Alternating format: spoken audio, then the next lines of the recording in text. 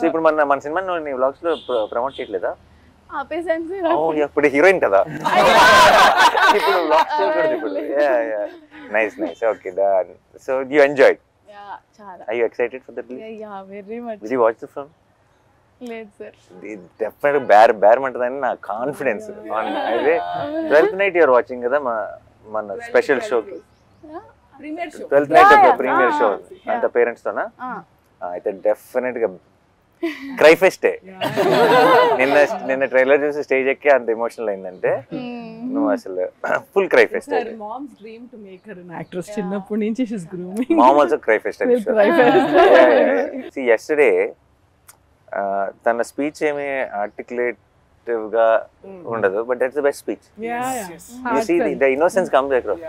చాలా మంది చాలా సార్లు నేను ఇంతకుముందు బిగినింగ్ లో ఉన్నప్పుడు స్టేజ్ మీద మాట్లాడటం ఒక ఆర్ట్, లేదంటే నేను ఇంకా నా స్పీచ్ ప్రిపేర్ అవ్వలేదు ఇలా మాట్లాడేవాళ్ళు.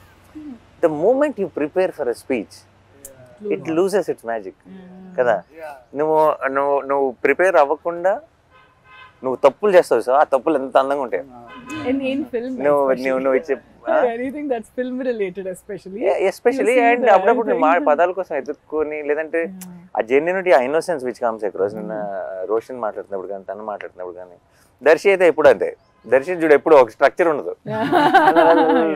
So I think and there was a lot of heart. And మనోడు నిన్న ఆ ఫోన్ చూసుకుంటూ ఎక్కడున్నాను అసలు ఏం గుర్తులేదు మళ్ళీ చూసుకుంటూ, I think the whole team had this one innocence. And Vijay, obviously we don't have to say Vijay after every film of mine oka long voice note okati పంపిస్తాడు నాకు WhatsApp లో.